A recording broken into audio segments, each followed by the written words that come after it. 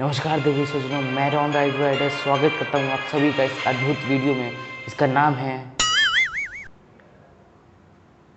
एक मिनट देख के देता हूँ, ट्राइबल तिकुस and the version of golden age. शुरू करते हैं आज की इस वीडियो को अमिताभ बच्चन के स्टाइल में। हाय।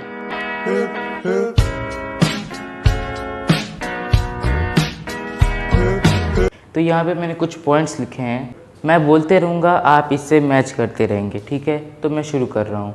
उनके खुद के रिचुअल्स होते थे और खुद के कस्टम्स भी, जैसे कि संथाल के लोग कुछ ऐसे कपड़े पहनते थे और लावादीस के लोग कुछ ऐसे। तो सबका अलग अलग तरीके का पहनने का स्टाइल है, सब अपने अपने बिलीव रखते थे कि हमारे यहाँ ऐसा होता है, इनके यहाँ ऐसा होता है। सबके यहाँ अलग अलग धर्म होता था, सबके अलग अलग थिंकिंग होती थी। तो ये सब चीज़ें होता था पहले के समय में। उनका खुद का कोई कास्ट सिस्टम नहीं होता था, वो ऐसा कुछ भी नहीं मानते थे कि हिंदू हो गया, मुस्लिम हो गया, राजपूत हो गया, ब्राह्मण हो गया, ये सब चीज़ें वो लोग नहीं मानते थे। वो लोग कोई सोशल डिवीज़न को भी नहीं माना करते थे। वो सिर्फ एक चीज़ को मानते थे, जो कि था कि अगर ये मेरे ट्राइब का आदमी है तो मैं इसे अपना दोस्त मानूंगा, मेरे ट्राइब का नहीं है, मैं इसे नहीं जानता हूँ, तो ये मेरा दुश्मन है। ऐसे ट्राइबल लोग सोचा करते थे और वो लोग ऐसा करते भी थे। ट्राइबल चीफ जो होता था वो पूरे विलेज का हेड कहलाता था और वो सबसे इम्पॉर्टेंट आदमी भी होता था किसी भी विलेज का। क्यों? क्योंकि उसके पास इकोनॉमिक, एडमिनिस्ट्रेशन और टेरिटरी कंट्रोल करने का पावर होता था। इसके कारण उसे सबसे इम्पॉर्टेंट आदमी माना जाता था। वहाँ के लोग सर्वाइव करने के लिए कुछ चीज़ें करते थे, जैसे कि यूम कल्टीवेशन हो गया, हर्डिंग हो गया, हंटिंग एंड गैदरिंग फ्रूट्स हो गया, और आखिरी में शटल कल्टीवेशन। तो ये सब कुछ चीज़ें हैं जिससे वो अपने आप को सर्वाइव करते थे। तो अब ये तो हो गया है मेरा। अब मैं इन चारों चीज़ों को भी थोड़ा अलग अलग कैटेगराइज करके आपको समझाना चाहूँगा, क्योंकि ये ज़रूरी है समझना। तो ये जूम कल्टीवेशन जो है, ये ज़्यादा समझाने की मेरे को ज़रूरत नहीं है। बुक ने मेरा काटा था, लेकिन मैं आपका कटने नहीं दूंगा। इसका मतलब होता है शिफ्टिंग कल्टीवेशन।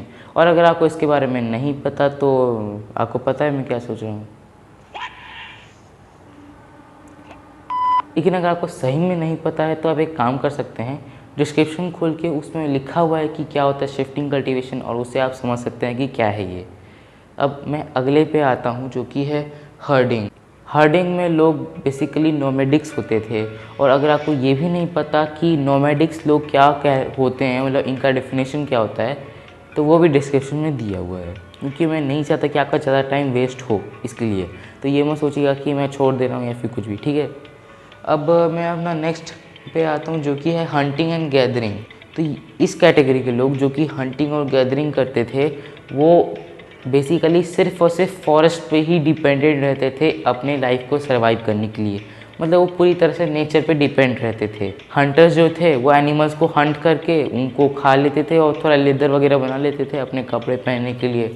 और दूसरा वो लोग ये करते थे कि वो लोग फ्रूट्स को इकट्ठा करते थे, रूट्स को इकट्ठा करते थे, और कुछ कुछ चीज़ों को इकट्ठा करते थे अपने खाने के लिए। ये सब चीज़ें तो वो करते ही थे, लेकिन साथ ही साथ जो चीज़ें बच जाती थी उनसे, उस चीज़ों को वो मार्केट में सेल कर देते थे, ताकि उनको मनी मिल सके, ताकि वो लोग ग्रेन्स खरीद सकें। जैसे कि अब फॉरेस्ट में तो वीट या फिर राइस ये सब तो नहीं मिलने वाला है ना, उसको ग्रो करना पड़ेगा। तो इसी के लिए उनको मनी की ज़रूरत पड़ती थी और वो फॉरेस्ट के प्रोडक्ट्स को बेच के अपना चला लेते थे। और आखिरी में सेटल कल्टीवेशन है। तो सेटल कल्टीवेशन आप समझ सकते हैं कि ये क्या है।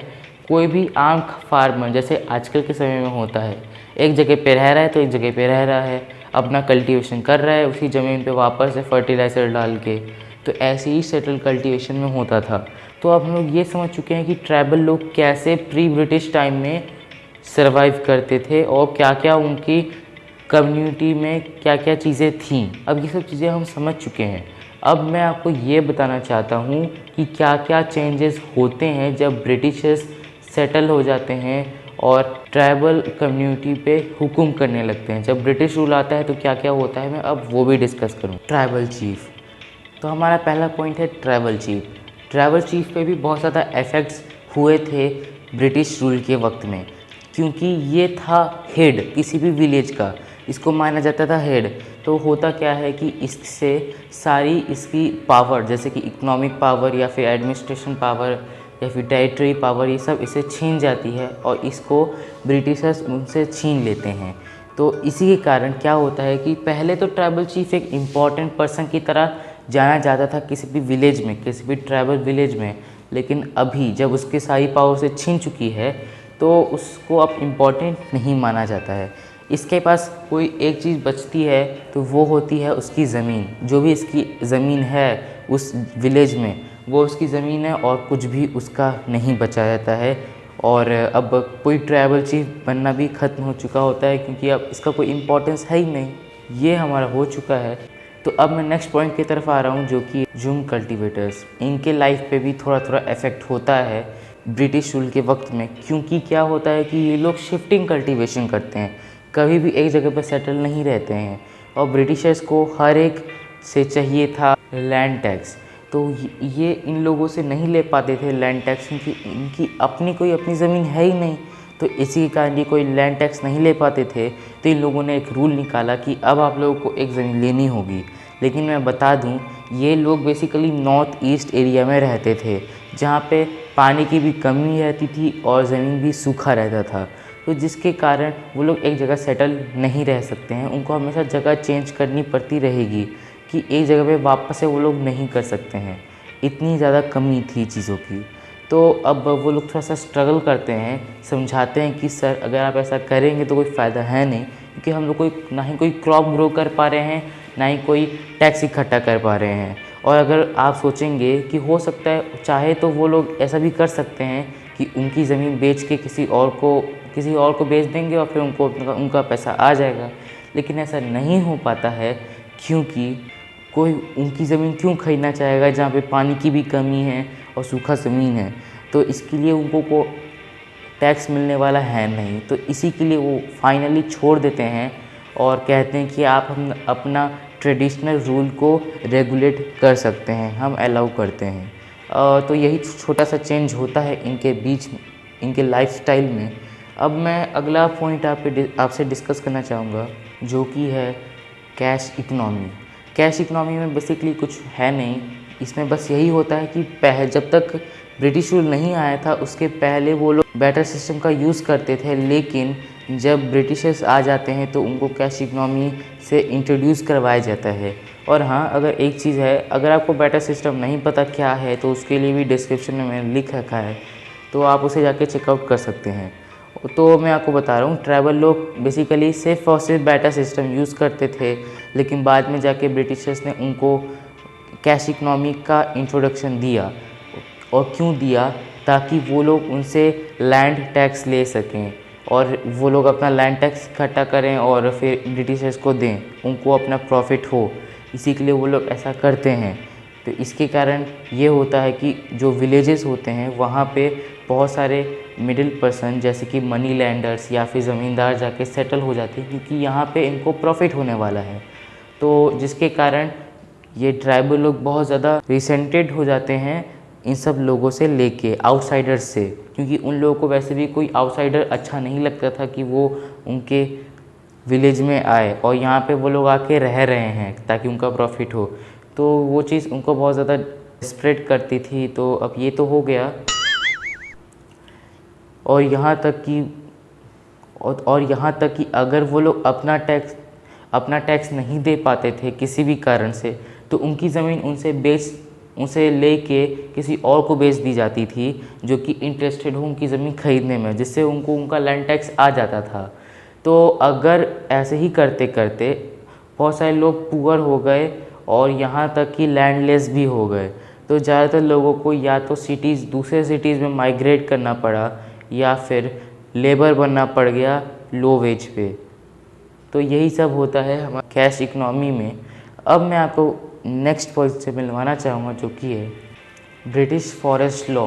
इसमें ये होता है कि ब्रिटिशर्स ने जो भी फॉरेस्ट था ट्राइबल लोगों के अंडर में, जहाँ से उनको बहुत सारे अच्छे टिम्बर्स मिल सकते हैं, अच्छे फॉरेस्ट प्रोडक्ट्स मिल सकते हैं, जैसे कि हनी हो गया या फिर टिम्बर हो गया, फिर ये सब चीज़ें मिल सकते हैं। उन सब फॉरेस्ट को वो लोग रिज़र्व करवा देते हैं और प्रोटेक्ट करवा देते हैं, ताकि इससे ट्राइबल लोग कुछ ले ना सकें, सिर्फ़ और सिर्फ ब्रिटिशर्स को ही प्रॉफिट हो।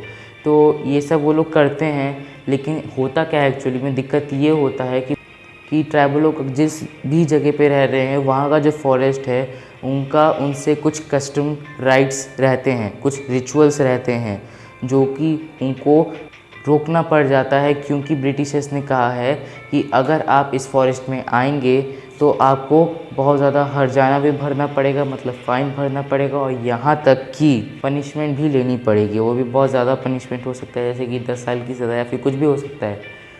वो कोई फिक्स्ड नहीं था।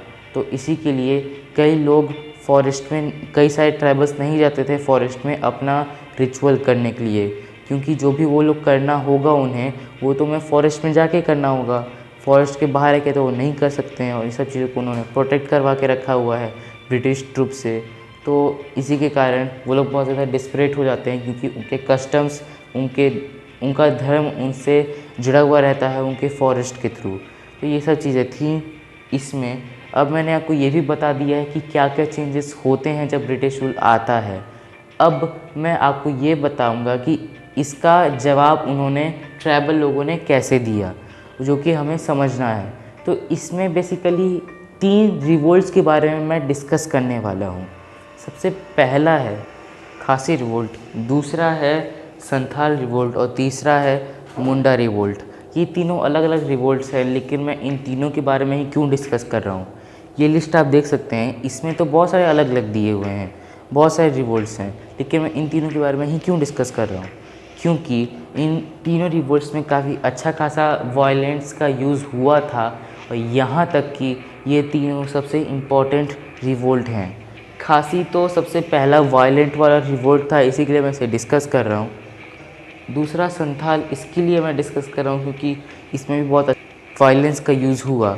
और तीसरा है मुंडा रिवोल्ट, इसको आपको हर जगह समय पढ़ना तो पड़ेगा ही, तो इसको तो मैं समझाऊंगा ही। तो अब मैं सबसे पहले खासी से शुरू करूंगा कि ये सबसे पहला वायलेंट रिवोल्ट था। तो होता क्या है कि ये जो खासी ट्राइबल कम्युनिटी जो है ये नॉर्थ ईस्ट एरिया में रहती है। तो नॉर्थ ईस्ट एरिया में ब्रिटिशर्स के एक्टिविटी जो हैं वो बहुत ज़्यादा दिखने लग जाते हैं कुछ समय के लिए, जिसके कारण क्या होता है कि जो वहाँ के लोग हैं वो थोड़े से सस्पिशियस हो जाते हैं ब्रिटिशर्स के इंटेंशंस को लेके, क्योंकि खासी के लोग वहाँ के रहने वाले लोग हैं, तो उनका हक है कि क्या हो रहा है उनके एरिया में ये जानना। वो लोग थोड़ा थोड़ा नज़र रखने लग जाते हैं ब्रिटिशर्स के एक्टिविटी पे। वो ये महसूस करते हैं कि यहाँ पे बहुत सारे वर्कर्स आ रहे हैं काम करने के लिए, और यहाँ तक कि ब्रिटिश ट्रूप्स को भी यहाँ पे रखा गया है सुरक्षा के। इन सब चीज़ों को लेके वो लोग ज़्यादा गुस्सा तो नहीं थे, लेकिन होता क्या है एक समय जब वो देखते हैं कि एक रोड कंस्ट्रक्शन हो रहा है सिलहर से लेके बुरमा तक, जो कि उनके रास्ते के बीच में आता है। मतलब अगर यहाँ पे वो लोग रह रहे हैं, इनका विलेज है, तो वो तो बीच में ये लोग आते हैं, जिसके कारण उन लोगों को हटाना ब्रिटिशर्स सोचने लग जाते हैं कि कैसे इनको हटाएं यहाँ से। तो फिर यहाँ अब क्या होता है कि ये रिवोल्ट शुरू करने लगते हैं। तो होता क्या है कि जो खासी का जो ट्राइबल चीफ होता है वो ये सारा रिस्पॉन्सिबिलिटी, मतलब लीडरशिप दे देता है यू टेरर सिंह को, जो कि लीडर होते हैं इस रिवोल्ट के और इस रिवोल्ट को लीड कर रहे होते हैं। तो अब होता ये है 5 मई 1829 को पहली बार वो लोग वायलेंस अपने आप को दिखाते हैं कि हम लोग कितना अपसेट हैं सब चीज़ों को लेके। तो फिर उन लोग बेसिकली यही करते हैं कि वो अटैक कर देते हैं कंस्ट्रक्शन एरिया में। वहाँ पे जितने भी लेबर्स हैं, जितने भी ट्रूप्स हैं, उन सबको वहाँ पे मारने लग जाते हैं और वहाँ पे अपना कब्ज़ा जमा लेते हैं। और फिर वो लोग मार्च करने लग जाते हैं चेरापूंजी तक, और बीच में आने वाले हर एक यूरोपियन मॉन्यूमेंट को वो लोग जला के राख करने लग जाते हैं, और ट्रूप्स को भी। तो होता क्या है कि वो इसी के लिए चेरापूंजी जा रहे होते हैं, क्योंकि वहाँ पे वो एक आदमी के सर्च में जा रहे होते हैं, जो कि होता है मिस्टर स्कॉट, और वो होता है पॉलिटिकल एजेंट ऑफ असम। इसी के लिए वो उनसे मिलना चाहते थे, और ये चाहते थे कि यहाँ से जो भी काम हो रहा है आप लोग वहाँ यहाँ से हटा दें। तो ये सब इसी के लिए वो लोग ऐसा करते हैं।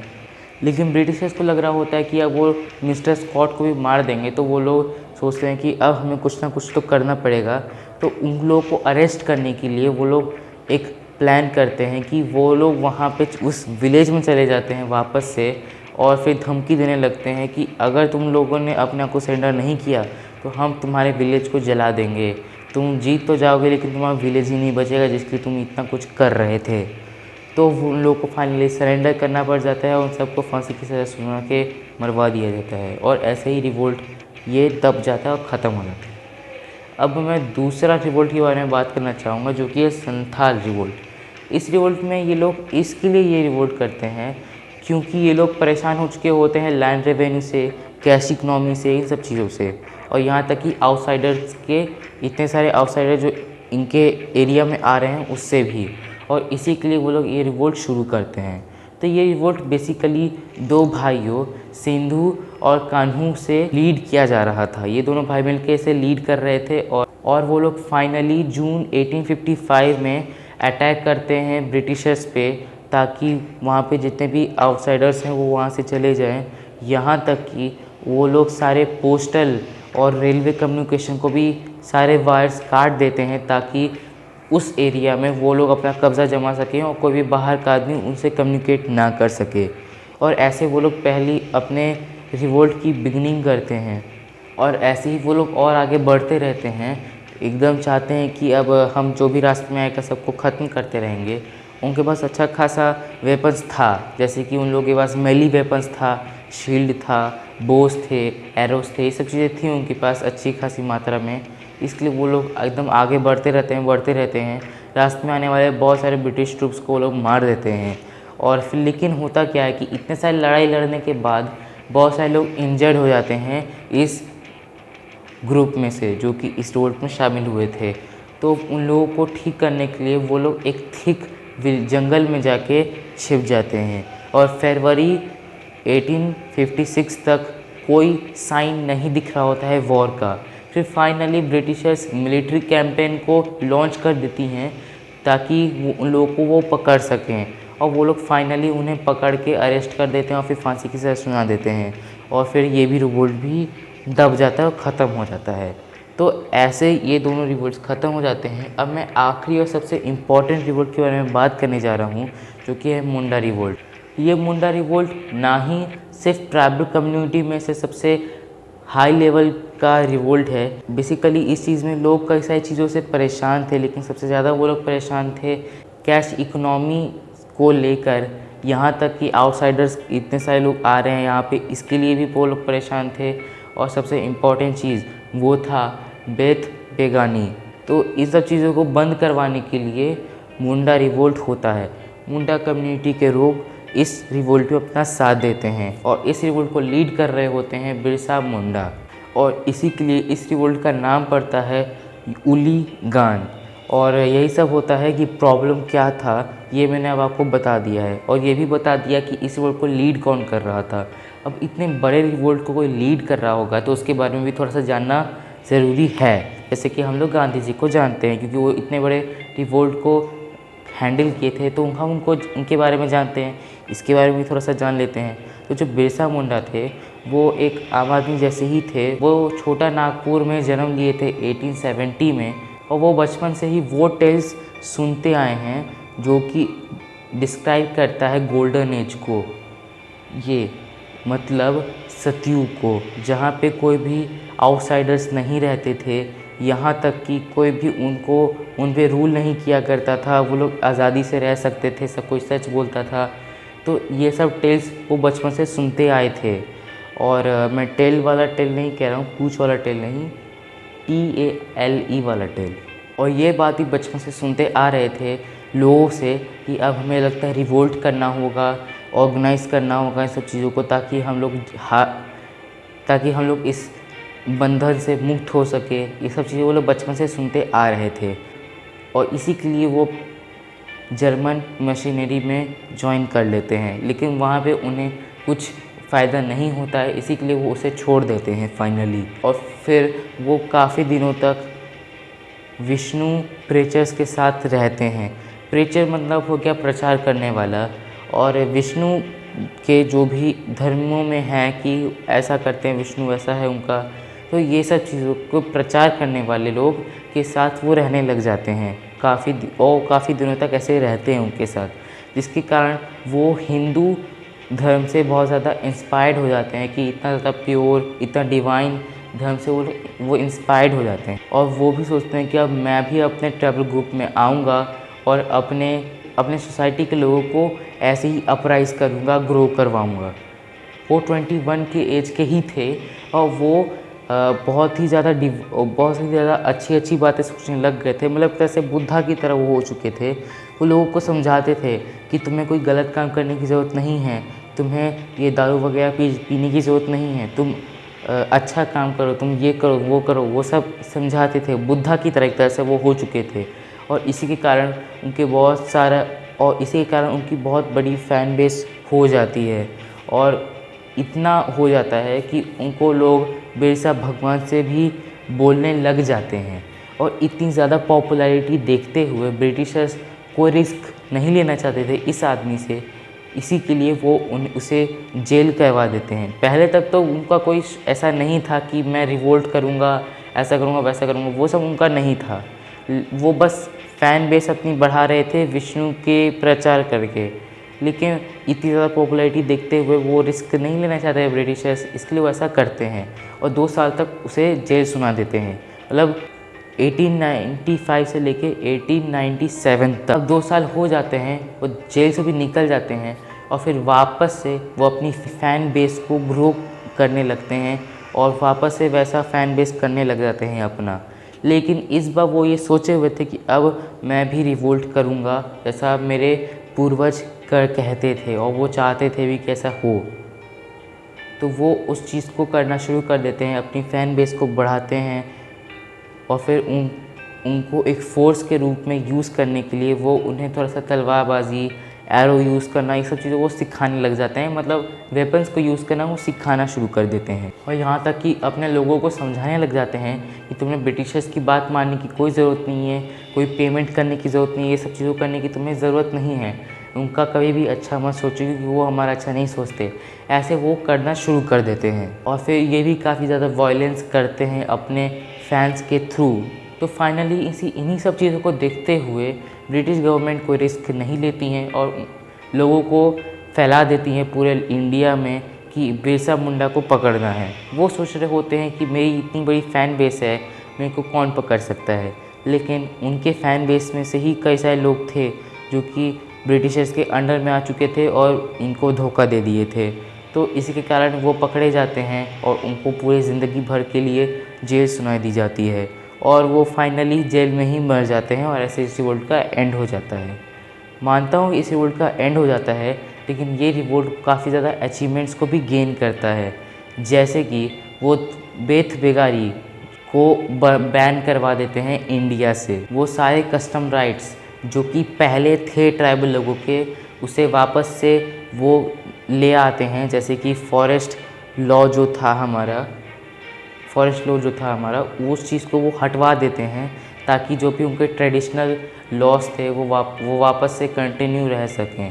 तो ये सब अचीवमेंट्स तो वो गेन तो कर ही लेते हैं इस रिवोल्ट के थ्रू, लेकिन सबसे बड़ा अचीवमेंट वो ये गेन करते हैं कि उनके मरने के बाद भी उनके ट्राइबल के लोग, उनकी कम्युनिटी के, उनके सोसाइटी के लोग, जैसे मतलब मुंडा लोग और कोई भी बहुत सारे अलग अलग लोग उन्हें एज अ भगवान के रूप में देखने लग जाते हैं क्योंकि उन्होंने क्या क्या नहीं करके वो चले गए। जबकि वो एक आम आदमी ही थे तो वो भी मानते थे कि मैं एक आम आदमी ही हूँ, उनको भी पता था कि मैं एक आम आदमी हूँ, लेकिन तब भी लोग उन्हें भगवान के रूप में देखने लग जाते हैं और उनके मरने के बाद भी उनका वर्शिप करते हैं, उनको पूजते हैं और हो सकता है कि उनके ट्राइब के लोग आज भी उन्हें पूजते हों। कुछ अचीवमेंट थे जो कि मुंडा रिवोल्ट ने गेन किए और यही था कि कैसे कैसे ट्राइबल लोग जो थे अपने राइट्स को वापस से गेन करते हैं। ये तो हो चुका है हमारे रिवोल्ट का एंड और हमारे वीडियो का भी। लेकिन अगर आप नहीं चाहते हैं कि आपके बिरसा मुंडा जैसी अंत हो जाए तो वीडियो को लाइक कर दीजिएगा, चैनल को सब्सक्राइब करना नहीं भूलिएगा। जिसको मर्जी उसको सेंड कीजिए और सबको सेंड कर दीजिए व्हाट्सएप में, एकदम वायरल करवा दीजिए मैसेज के रूप में। और मैं चलता हूँ, अगले वीडियो में फिर मिलता हूँ, तब तक के लिए बाय बाय।